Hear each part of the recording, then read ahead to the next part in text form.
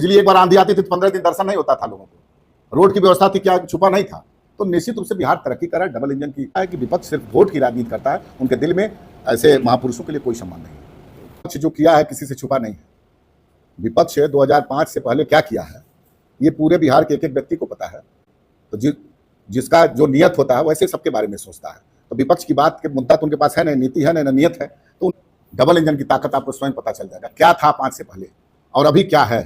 प्रधानमंत्री आते हैं तो बहुत सारी आप देखे होंगे कि आपका एयरपोर्ट देखिए, रोड देखिए, बिजली व्यवस्था देखिए, स्वास्थ्य व्यवस्था देखिए, क्या क्या था 2005 के पहले। स्वागत करते हैं, अभिनंदन करते हैं। आज गोपालगंज में हमारा सिवान में भी कार्यक्रम था। प्रधानमंत्री की जो 20 तारीख को सिवान में उनका आगमन है, इसी सिलसिले में हम लोग मूलतः 3 जिला सिवान, गोपालगंज, छपरा, उसमें सारे हमारे संगठन के लोग एनडीए एकजुट होकर के एनडीए के साथ कदम से कदम मिला करके हम लोग प्रधानमंत्री के आने की स्वागत में एक बड़ी लोगों को अपने कार्यकर्ताओं के माध्यम से प्रधानमंत्री के सभा में पहुंचाने का कार्यक्रम हम लोगों को कर रहे हैं। और इसी संदर्भ में आज हम गोपालगंज में मेरा आगमन हुआ। मेरे जिला अध्यक्ष जी, मेरे सभी पार्टी के और प्रकोष्ठ के अध्यक्ष, सभी हमारे प्रखंड से लेकर पंचायत के जो भी कार्यकर्ता हैं, पिछले कई दिनों से एनडीए के नेताओं के साथ एनडीए एकजुट होकर के हम लोग प्रधानमंत्री के कार्यक्रम को सफल बनाने के लिए लगातार दिन रात प्रयास कर रहे हैं। कि उम्मीद है कि प्रधानमंत्री का जो कार्यक्रम लगातार एक दूसरे कार्यक्रम को पीछे छोड़ के, जैसे मान लीजिए आप मधुबनी के बाद भागलपुर के बाद दरभंगा हुआ, उससे बड़ा भीड़ हुआ। दरभंगा के बाद आपको मधुबनी हुआ, मधुबनी के बाद आप विक्रमगंज में हम लोग बड़ा कार्यक्रम किए। तो पूरा उम्मीद है लोगों को प्रधानमंत्री का ये जो ये सभी रिकॉर्ड को तोड़ने का काम करेगा। और इस बार पूरी मुस्तैदी के साथ एनडीए एकजुट होकर के आने वाले विधानसभा के चुनाव में लड़ेगा। मूलतः आज हम लोग प्रधानमंत्री के कार्यक्रम को लेकर के तैयारी के सिलसिले में अपने संगठन के बीच आगे आने का काम। सर, विपक्ष का आरोप है कि एनडीए जो है अपने पावर का फायदा उठा के प्रशासन के लोगों को परेशान करके और सरकारी पैसों से अपने पार्टी के प्रचार कर रहा है। देखिए, विपक्ष जो किया है किसी से छुपा नहीं है। विपक्ष 2005 से पहले क्या किया है ये पूरे बिहार के एक एक व्यक्ति को पता है। तो जिसका जो नियत होता है वैसे सबके बारे में सोचता है। तो विपक्ष की बात के मुद्दा तो उनके पास है, नहीं नीति है, नहीं नियत है। तो उनको अपना काम है, कहने दीजिए। वो लोग जो कहते हैं, हम लोग अपना काम कर रहे हैं। आपने देखा होगा कि 15 जनवरी से हमारे सभी हमारे 5 दल के अध्यक्ष हम लोग संगठन को एकजुट करने में लगे हैं। संगठन 5 दल के आप कार्यकर्ताओं का करने लगे हैं और पुनः हम लोग एक टारगेट लेकर चल रहे हैं। जैसे मान लीजिए हमारे भारतीय जनता पार्टी के नेता हों, चाहे नीतीश कुमार जी के नेतृत्व में हमारे नेता आदरणीय चिराग पासवान जी हैं, मांझी जी हैं, उपेंद्र कुशवाहा जी हैं, तो सब दल बूथ स्तर तक हम लोग एकजुटता में लगे हैं और आपसी सामंजस्य स्थापित करके हम लोग काम करते हैं। हम लोग यार अनुशासन है। तो विपक्ष की बात क्या कहा जाए। विपक्ष के पास कोई तो विजन है नहीं और न कोई सोच है, तो उनकी बात का जवाब देना उचित नहीं समझते। सर, ये जो रैली हो रही है सिवान में, गोपालगंज और भी सारण प्रमंडल के जितने भी जिले हैं, उनके अंतर्गत जो जिले आते हैं, सभी जगह से लोग वहाँ पे पहुँच रहे हैं। फिलहाल में आप गोपालगंज में पीसी कर रहे हैं। गोपालगंज के लोगों को क्या लाभ मिलेगा, क्या सौगात मिलेगा? आप 2005 से पहले चले जाइए, डबल इंजन की ताकत आपको स्वयं पता चल जाएगा, क्या था 5 से पहले और अभी क्या है।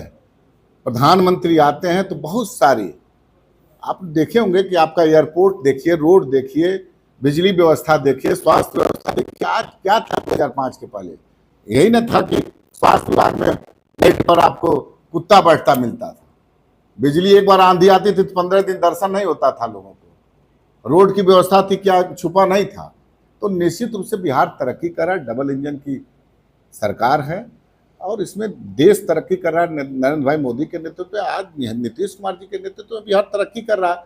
तो इस पे ये लोग ही तय करेंगे ये आप कह रहे हैं आपके पार्टी के मुखिया अभी हाल फिलहाल में भी जब वो अकेले 243 जहां जहां मतलब ये नीतीश कुमार जी के पार्टी के लोग चुनाव लड़ रहे थे, ठीक है, वहां वहां अपने प्रत्याशी। अच्छा एक चीज बताइए, नहीं सुनिए, आपकी बात हम समझ गए। गठबंधन अगर नहीं था, हम अकेले लड़ रहे थे, तो मेरे ऊपर निर्भर कर रहा था ना। 2020 की बात आप कर रहे हैं, हम कहाँ से लड़े कहाँ से नहीं लड़े। हमने निश्चित रूप से अकेले लड़ा, वो बात भूल जाइए ना। अब हम गठबंधन में उसी ताकत को एकजुट करेंगे तो कोई आगे पीछे विपक्ष रहेगा। अगर हम लोग इस बार एक हैं तो आपको मैं पूरा विश्वास दे रहा हूं, जो हम लोग का लक्ष्य है कि 2025 225 उसको हम लोग पूरा करेंगे। और विपक्ष 2010 में आपको याद है ना कि 206 सीट था, तो विपक्ष को नेता प्रतिपक्ष के लायक ही भी सीट नहीं मिला था। उसमें मुख्यमंत्री की कृपा थी कि नेता प्रतिपक्ष शायद मौका मिला था बनने के लिए। लेकिन इस बार पूरा विश्वास है और जनता की पसंद का ये गठबंधन है। और जनता की पसंद की मैं बात बता रहा हूँ आपको कि इस बार जो रिजल्ट आएगा 2025 में, इस बार विपक्ष को पुनः वो उससे भी बदतर स्थिति में जाएंगे। नेता प्रतिपक्ष की भूमिका भी नहीं लायक भी सीट नहीं मिलेगा। निश्चित रूप से हमारे शीर्ष नेतृत्व चिराग पासवान जी सभी एनडीए घटक दल के बड़े नेताओं के संपर्क में हैं और हमको लगता है कि अब वो दिन ज़्यादा दूर नहीं है। कौन सी सीट हम लड़ेंगे, कौन सी हमारे गठबंधन के साथी लड़ेंगे, उन सीटों पर बंटवारा हो जाएगा। जैसे लोकसभा में आपने देखा होगा कि बहुत सौहार्दपूर्ण वातावरण में होगा, उसी तर्ज पे फिर हो जाएगा और जहां हम लड़ेंगे। लेकिन ये जो बोले हमारे साथी कि 224 सीट, तो निश्चित रूप से गठबंधन होता है तो सब दल की अपनी ताकत होती है, इसलिए गठबंधन की राजनीति होती है। तो हमारे नेता की ताकत 243 विधानसभा के हर बूथों पे है। तो हम लोग जहां अपने लड़ेंगे उसी मजबूती के साथ लड़ेंगे, जहां पर जदयू का भी लड़ेगा और भाजपा और राष्ट्रीय लोक मोर्चा, हम उसी ताकत के साथ सब सीटों पे हमारे कार्यकर्ता, हमारे नेता उस गठबंधन के प्रत्याशी को जिताने का काम करेंगे। सर एक अपील बोल दीजिए जनता से। नहीं, आप लोग के माध्यम से आग्रह है कि हमारे देश के यशस्वी प्रधानमंत्री नरेंद्र भाई मोदी 20 तारीख को आ रहे हैं, तो हमको लग रहा है कि 10 बजे तक सिवान पहुंचेंगे और उसमें हमारे आदरणीय लोकप्रिय मुख्यमंत्री नीतीश कुमार जी रहेंगे, हमारे नेता भूपेंद्र कुशवाहा जी रहेंगे। तो वहां पहुंचे और वहां पर बहुत सारी योजनाओं का भी उद्घाटन होगा। प्रधानमंत्री जब जब आते हैं तो बिहार को के लिए कुछ स्पेशल देते हैं, ये परंपरा रही है। और इस बार भी प्रधानमंत्री जी के उद्बोधन में आपको दिखेगा साहब कि विकास कैसे और तीव्र गति से आगे बढ़ेगा। सर एक फोटो वायरल हो रहा था, अम्बेडकर की फोटो लालू जी के पैर पर रखा गया, उसका अपमान किया, उसको क्या कहेंगे? देखिए, यही मानसिकता है। निश्चित रूप से जननायक पुरुष चाहे बाबा साहब भीमराव अम्बेडकर, जो संविधान हम लोग के देश बनाए, उसी संविधान के तहत हमारा देश आज चल रहा है। और ये दर्शाता है कि उस दल के नेता ही कि नहीं, उनके एक एक कार्यकर्ता की सोच ऐसी है। जिस संविधान निर्माता के बदौलत आज पूरा देश चल रहा है, अब उनके साथ उनका नीति क्या है, नियत क्या है, ये स्पष्ट दिखता है।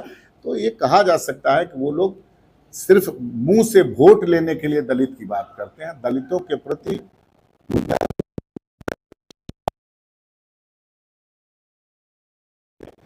सम्मान बाबा साहब भीमराव अम्बेडकर का रहा है। दलित के तो खैर भगवान कहे ही जाते हैं, लेकिन हमको लगता है कि सारे देशवासियों के लिए वो गौरव थे।